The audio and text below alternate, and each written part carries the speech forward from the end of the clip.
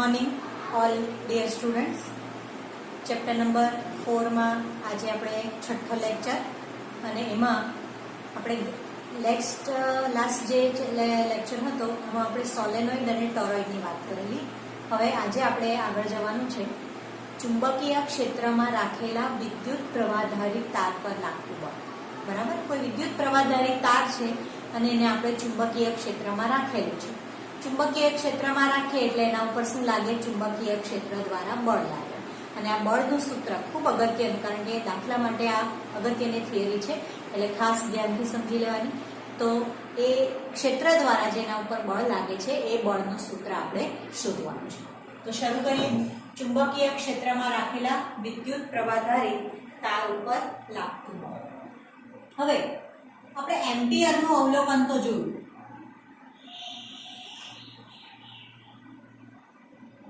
બરાબર, તો એમ્પિયરનું અવલોકન બીજું જે છે સેકન્ડ, એણે એવું કીધું, બે તારણો એણે કર્યા.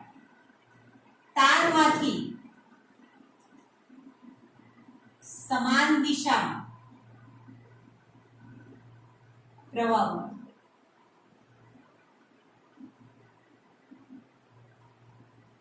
બરાબર, અને તારમાંથી વિરુદ્ધ દિશામાં પ્રવાહ.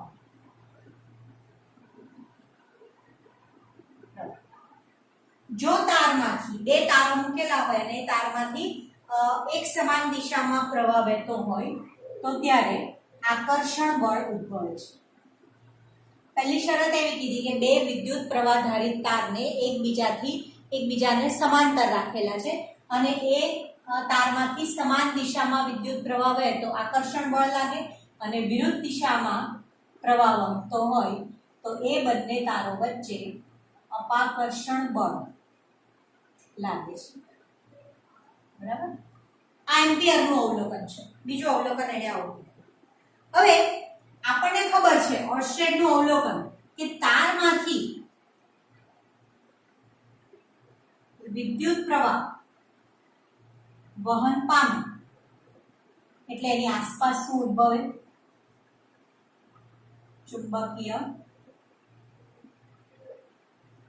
ક્ષેત્ર ઉદ્ભવે છે. બરાબર, તારમાંથી વિદ્યુત પ્રવાહનું વહન થાય, ઓર્સ્ટેડ એવું કીધેલું કે એની આસપાસ ચુંબકીય ક્ષેત્ર ઉદ્ભવે છે. પણ જો બે તાર આપેલા હોય, એક અને બે, આ પહેલા તારમાંથી વિદ્યુત પ્રવાહ પસાર થાય છે એટલે એની આસપાસ ચુંબકીય ક્ષેત્ર ઉદ્ભવે. એની નજીક બીજો તાર જે છે એ મૂકેલો છે તો શું થશે? પહેલા તાર વડે, તારના ચુંબકીય ક્ષેત્ર વડે બીજા તાર ઉપર બળ લાગે. પહેલા તારના ચુંબકીય ક્ષેત્ર દ્વારા. અને એનાથી વાઇસે વર્સા, કે જો બીજા તારમાં વિદ્યુત પ્રવાહ પસાર થતો હોય તો એને અનુલક્ષીને પહેલા તારમાં ચુંબકીય ક્ષેત્ર દ્વારા શું લાગે? બળ લાગે. કારણ કે જો બીજા તારમાંથી વિદ્યુત પ્રવાહ પસાર થતો હોય તો એની આસપાસ ચુંબકીય ક્ષેત્ર ઉદ્ભવે અને એ ચુંબકીય ક્ષેત્ર દ્વારા પહેલા તાર ઉપર ચુંબકીય બળ લાગે. એટલે બંને ક્રિયાઓ જે છે એ અરસપરસ થાય છે. પ્રથમ તારમાં એટલે આપણે એને આ રીતે લખી શકીએ કે ચુંબકીય ક્ષેત્ર, બરાબર, આ પ્રથમ તારમાં વિદ્યુત પ્રવાહ અને આ બીજા તારમાં વિદ્યુત પ્રવાહ. બરાબર છે. તો બંને તાર વચ્ચે ચુંબકીય ક્ષેત્ર દ્વારા શું લાગે છે? પરસ્પર બળ લાગે છે. ચુંબકીય, બરાબર, પરસ્પર લાગતું બળ બંને તારમાં. પહેલા તાર દ્વારા બીજા તાર ઉપર બળ લાગે, બીજા તાર દ્વારા પહેલા તાર ઉપર બળ લાગે. જે તારમાંથી વિદ્યુત પ્રવાહ પસાર થતો હોય એની આસપાસ ચુંબકીય ક્ષેત્ર ઉદ્ભવતું હોય અને ચુંબકીય ક્ષેત્રને કારણે બીજા તાર ઉપર શું લાગે છે? બળ લાગે છે. આપણે એમ કહી શકીએ. હવે બે વિદ્યુત પ્રવાહધારિત તારને ચુંબકીય ક્ષેત્રમાં મૂકતા તેના પર લાગતું બળ, જે આપણી થિયરી છે. ધારો કે આપણે ધારી લઈએ કે આ નોર્થ અને આ સાઉથ S, એની વચ્ચે બે ચુંબકના ધ્રુવો મૂકેલા છે એટલે એની વચ્ચે શું હશે? ચુંબકીય ક્ષેત્ર ઉદ્ભવશે B. એમાં એક વિદ્યુત પ્રવાહધારી તારને મૂકેલો છે. આ વિદ્યુત પ્રવાહધારી તાર છે, બહારથી એને બેટરી વડે જોડાણ કર્યું છે. N અને S, L લંબાઈનો આ તાર છે, વિદ્યુત પ્રવાહધારી તાર, બરાબર. એના ઉપર F જેટલું બળ લાગે છે ચુંબકીય ક્ષેત્ર દ્વારા. આ જે ચુંબકીય ક્ષેત્ર છે એના દ્વારા એના ઉપર બળ લાગે છે, બરાબર. અને એને આ રીતે બેટરી દ્વારા જોડાણ આપેલું છે, પ્લસ અને માઇનસ. F જેટલું બળ લાગે છે. તો આપણે કહી શકીએ કે વિદ્યુત પ્રવાહ ખંડને લીધે ઉદ્ભવતું ચુંબકીય બળ dF બરાબર I dl ક્રોસ B. સમીકરણ નંબર 1, બરાબર. dF બરાબર I dl ક્રોસ B. આટલું આપણે ધારીએ. જો તારની લંબાઈ L હોય, સમગ્ર તારની લંબાઈ, આપણે એક વિદ્યુત પ્રવાહ ખંડ દ્વારા કે ભાઈ આ તારને dl જેવા નાના નાના ખંડોમાં વહેંચેલો હોય તો આ સમીકરણ જે છે તમારે વિના સાબિતીએ સ્વીકારી લેવાનું છે. dF બરાબર I dl ક્રોસ B પણ બરાબર યાદ રાખવાનું. જો તારની લંબાઈ L હોય તો અને બળ F લાગતું હોય તો F બરાબર IL ક્રોસ, બરાબર. આ સમીકરણ છે. F is equal to IL cross B. ચુંબકીય બળ જે લાગે છે વિદ્યુત પ્રવાહ ખંડને કારણે ઉદ્ભવતું ચુંબકીય બળ કેટલું? મોસ્ટ આઈએમપી સૂત્ર F બરાબર IL ક્રોસ B. દાખલા માટે ખાસ તમારે યાદ રાખવાનું છે. વિદ્યાર્થી મિત્રો, ખૂબ અગત્યની થિયરી ચુંબકીય ક્ષેત્ર અને લોરેન્ટ્ઝ બળ. લોરેન્ટ્ઝ બળ એટલે ચુંબકીય ક્ષેત્ર અને વિદ્યુત ક્ષેત્ર દ્વારા લાગતા બંને બળો દ્વારા સંયુક્ત રીતે ઉદ્ભવતું બળ છે. એને લોરેન્ટ્ઝ બળ તરીકે ઓળખશું. ખૂબ અગત્યનું એનું સૂત્ર. તો શરૂ કરીએ આપણે. એ આડછેદનું ક્ષેત્રફળ ધરાવતા વાહક તારમાંથી પસાર થતો વિદ્યુત પ્રવાહ જોઈ ગયા. I is equal to NAQ VD. સમીકરણ નંબર એને આપીએ છીએ 1. જ્યાં A આડછેદનું ક્ષેત્રફળ છે, Q વિદ્યુત ભાર છે, N ઇલેક્ટ્રોનની સંખ્યા છે, VD એ ડ્રિફ્ટ વેગ છે. સમીકરણ 1 ની બંને બાજુને આપણે dl વડે ગુણીએ છીએ એટલે IDL બરાબર NAQ VD into dl. IDL બરાબર NAQ VD સદિશ રાશિ into dl, કારણ કે VD અને dl બંને એક જ દિશામાં છે અને નામ આપી દઈએ સમીકરણ નંબર 2. જો IDL જેટલા વિદ્યુત પ્રવાહ ખંડને લીધે ઉદ્ભવતું ચુંબકીય બળ dF બરાબર IDL ક્રોસ V. IDL એટલે NAQ VD dl cross V. dF બરાબર આપણે ફક્ત IDL ની કિંમત મૂકેલી છે સમીકરણ 2 માંથી, બરાબર. અહીંયા સાઈડ પર લખું છું સમીકરણ 2 માંથી કિંમત મૂકતા dF બરાબર NAQ dl VD cross B. જ્યાં Na dl એ શું છે? વિદ્યુત ભારિત કણોની સંખ્યા. આપણે VD અને B ને સાથે લઈ લીધા. હવે એવા એક વિદ્યુત ભારિત કણ પર લાગતું ચુંબકીય બળ કેટલું? એટલે Fm બરાબર કુલ વિદ્યુત ભારિત કણોની સંખ્યા કેટલી? Na dl. એમાંથી એક વિદ્યુત ભાર ઉપર ઉદ્ભવતું ચુંબકીય બળ કેટલું? dF. તો Fm બરાબર dF ના છેદમાં Na dl. Fm બરાબર એન એ ક્યુ ડીએલ વીડી ક્રોસ બી ના છેદમાં એનએડીએલ. એનએડીએલ કેન્સલ એટલે એફએમ બરાબર ક્યુ વીડી ક્રોસ બી. આ જે સમીકરણ જે છે એને ચુંબકીય બળ તરીકે ઓળખવામાં આવે છે. એફએમ બરાબર ક્યુ વીડી ક્રોસ બી. આ એક મળ્યું કે વિદ્યુત ભાર ઉપર ઉદ્ભવતું ચુંબકીય બળ કેટલું મળ્યું? એફએમ બરાબર ક્યુ વીડી ક્રોસ બી. તો એફએમ બરાબર ક્યુ વીડી ક્રોસ બી માટે હું લખી શકું એફએમ બરાબર ક્યુ આ વીડી ક્રોસ બી એટલે વીડી બી સાઇન થીટા. બરાબર છે? વીડી ક્રોસ બી બે સદિશોનો સદિશ ગુણાકાર એટલે આપણે નામ આપી દઈએ એને સમીકરણ નંબર 4. બરાબર? લખ્યું એને ક્યુ વીડી બી સાઇન થીટા. હવે આપણે ધારી લઈએ કે જો વિદ્યુતભાર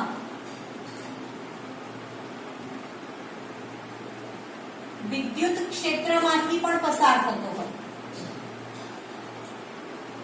ઈ માંથી પણ પસાર થાય છે. તેથી હું લખી શકું એફ ઈ બરાબર ક્યુ ઈ બરાબર એફ બરાબર ક્યુ ઈ. એક સમીકરણ આપણને આટલું મળે છે. તો આને નામ આપીએ સમીકરણ નંબર 5. આપણે ચેપ્ટર નંબર 1 માં જોઈ ગયા એફ ઈ બરાબર ક્યુ ઈ. તો સમીકરણ 4 અને 5 પરથી બરાબર છે વિદ્યુત ભાર ઉપર લાગતું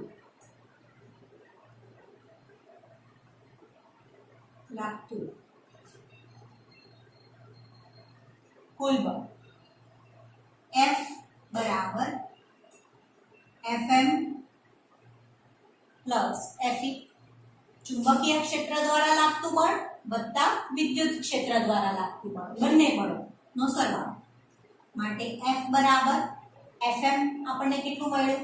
I. તો Q Vd cross B plus Fe નું મૂલ્ય કેટલું? Q into E. માટે F બરાબર Q કોમન બરાબર E plus Vd cross B. છેલ્લા પદમાંથી E કોમન નીકળશે એટલે Q E plus Vd cross B. તો આ બળ જે છે બરાબર F બરાબર Q E plus Vd cross B બરાબર. તો એ સમીકરણ નંબર 6 છે. સમીકરણ 6 ને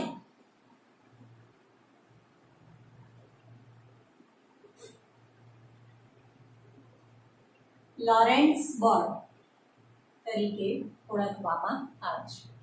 તો છે એનું સમીકરણ ફરી પાછું એકવાર અહીંયા લખું છું F બરાબર Q E plus Vd cross B બરાબર. આ લોરેન્ટ્ઝ બળનું સૂત્ર છે. દાખલા અને થિયરી માટે આ ખૂબ અગત્યનું કે લોરેન્ટ્ઝ બળ એટલે શું તેનું સૂત્ર મેળવો. F બરાબર Q E plus Vd cross B. Lorentz બળ પર આધારિત વિદ્યાર્થી મિત્રો એક દાખલો જોઈએ છે આપણે. ઉદાહરણ 4.1 એક તાર આપેલો છે તમને, એના પર અધો દિશામાં mg જેટલું વજન બળ લાગે છે અને b જેટલું ચુંબકીય ક્ષેત્ર છે. તારની કુલ લંબાઈ l આપેલી છે. તારનું દળ ને બધા પરિમાણોનું મૂલ્ય પણ તમને રકમમાં આપેલું છે જે આપણને પછીથી જરૂર પડશે કે 200 ગ્રામ દળ છે, 1.5 મીટર લંબાઈ છે અને 2 એમ્પિયર વિદ્યુત પ્રવાહનું વહન કરતો આ સુરેખ તાર છે. અને એમ કહે છે કે હવામાં સમતોલન ઉંચકાઈને રહે છે આ તાર, એવું કીધેલું છે. તો તમારે ચુંબકીય ક્ષેત્ર B નું મૂલ્ય શોધવાનું છે. હવે જો ફરીથી હું આકૃતિ દોરું છું બીજી વાર. આ તાર છે.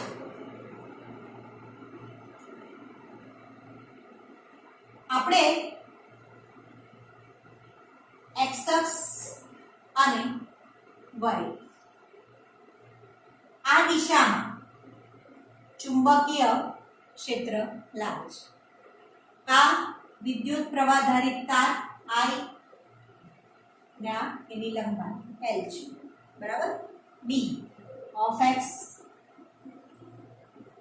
Fm બરાબર અહીંયા જે બળ લાગે છે ચુંબકીય બળ તાર દ્વારા લાગતું, તો એ ચુંબકીય બળ કેટલું આપણે ભણી ગયા સૂત્ર I L ક્રોસ B બરાબર. Fm બરાબર I L ક્રોસ B અને Fg બરાબર mg બરાબર. અધો દિશામાં લાગતું બળ જે છે એ કેટલું છે mg જેટલું, અને આ દિશામાં B ઓફ x એટલે કે ચુંબકીય ક્ષેત્ર લાગે છે. આ તમારો વિદ્યુત પ્રવાહ ધારિત તાર. આને જ હું બીજી રીતે પણ દર્શાવી શકું એની દિશાના સ્વરૂપમાં, કે દાખલા તરીકે આ તાર છે બરાબર. આ થશે ધન x દિશા, આ માઇનસ x, આ થશે પ્લસ y ના ઋણ y એક્સિસ દિશા, અને આ જે છે એ માઇનસ z અને આ જે છે એ પ્લસ z એક્સ દિશા બરાબર.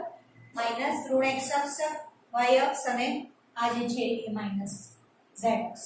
તો એનો અર્થ એવો છે આ આકૃતિ પરથી આપણે એમ કહી દઈએ કે આ તાર પર લાગતું જે ચુંબકીય ક્ષેત્ર છે તે ઋણ z અક્ષની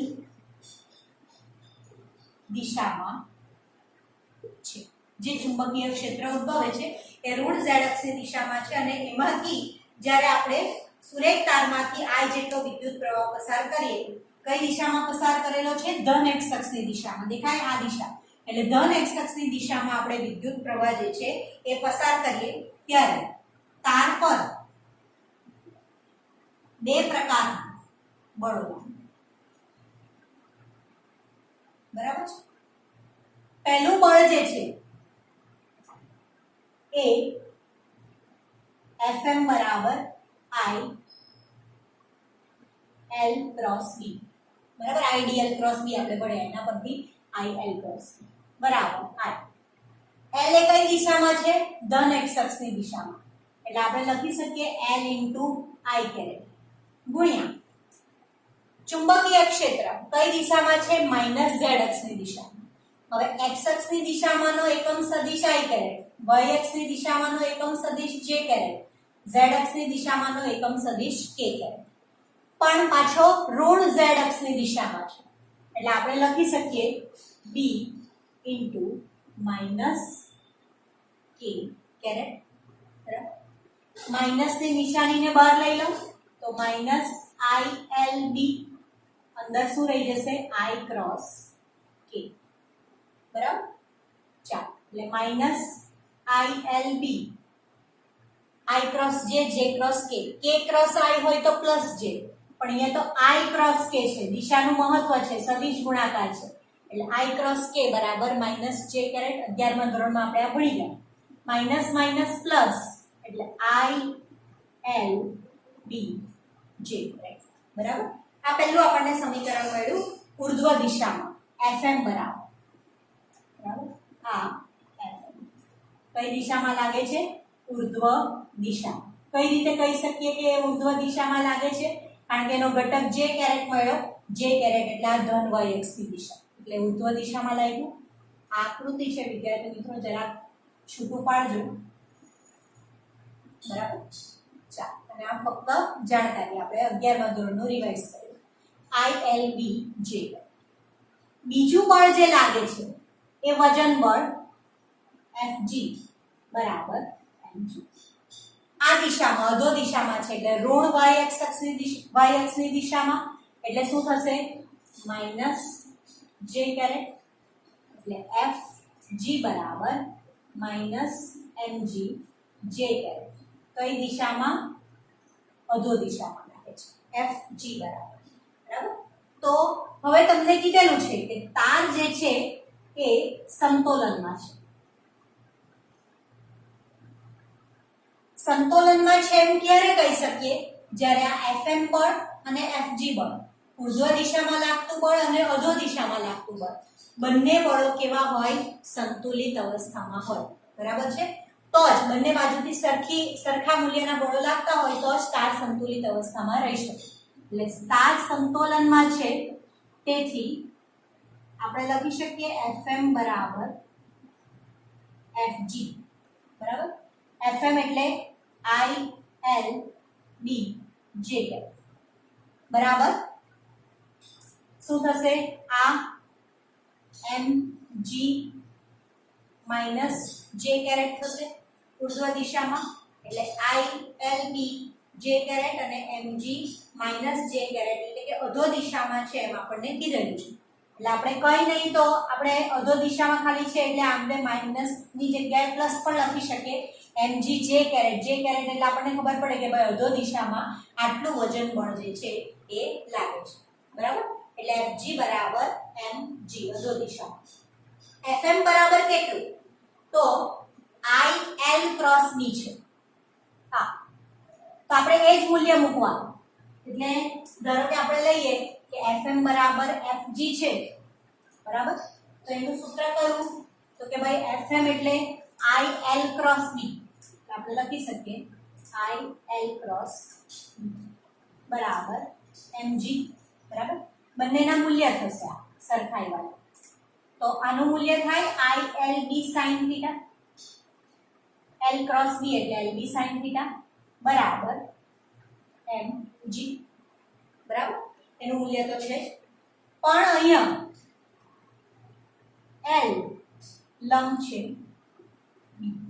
જો આ દિશામાં ચુંબકીય ક્ષેત્ર લાગે અને આ જે છે તારની લંબાઈ છે, એટલે બંને કેવા થયા? પરસ્પર 90 ડિગ્રી. L લંબ છે B માટે થીટા બરાબર 90 ડિગ્રી. sin 90 એટલે ILB sin 90 એટલે કેટલા? 1 is equal to mg થઈ જાય. sin 90 ની જગ્યાએ મેં 1 એટલે કઈ. બરાબર?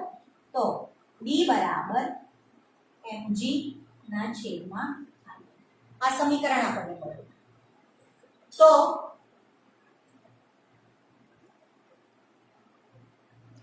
આપણે ઉપર લખીએ આને B બરાબર mg IL. બરાબર? નીચેથી કાઢી નાખું છું કારણ કે કદાચ તમને દેખાશે નહીં. તો આ થશે ILB. બરાબર? ઇઝ ઇક્વલ ટુ ઇમ્પ્લાઇઝ હું લખી શકું ILB બરાબર mg. અને ત્યાર પછી b ને કરતા બનાવો આ સમીકરણમાંથી, તો b બરાબર mg ના છેદમાં IL. માટે b બરાબર m આપેલો છે. હવે તમારે રકમમાં જોવાનું કઈ કઈ વેલ્યુ આપેલી છે. તો m નું મૂલ્ય આપેલું છે 200 ગ્રામ એટલે 0.2 kg ગુણ્યા g 9.8 થાય. I નું મૂલ્ય કેટલું આપેલું છે રકમમાં? 2 એમ્પિયર જેટલું. અને લંબાઈ જે છે એ 1.5. બરાબર છે? L ઇઝ ઇક્વલ તો b બરાબર આનો ગુણાકાર ભાગાકાર કરશો એટલે ચુંબકીય ક્ષેત્રનું મૂલ્ય 0.6533 ટેસ્લા. બરાબર? આ ચુંબકીય ક્ષેત્ર એટલે તાર પર ઉદ્ભવતા ચુંબકીય ક્ષેત્રનું મૂલ્ય કેટલું? b બરાબર 0.6533 ટેસ્લા. તો વિદ્યાર્થી મિત્રો, આજને માટે આટલું બસ. આપણે લોરેન્ટ્ઝ બળની વાત કરી, ચુંબકીય ક્ષેત્રની વાત કરી, વિદ્યુત પ્રવાહધારિત તારને જ્યારે ચુંબકીય ક્ષેત્રમાં મૂકીએ ત્યારે એના પર કેટલું બળ લાગે F is equal to IL cross B એની વાત કરી અને લોરેન્ટ્ઝ બળ પર આધારિત એક દાખલો જોયો અને એની મદદથી આપણે ચુંબકીય તાર પર ઉદ્ભવતા ચુંબકીય ક્ષેત્રનું મૂલ્ય શોધ્યું.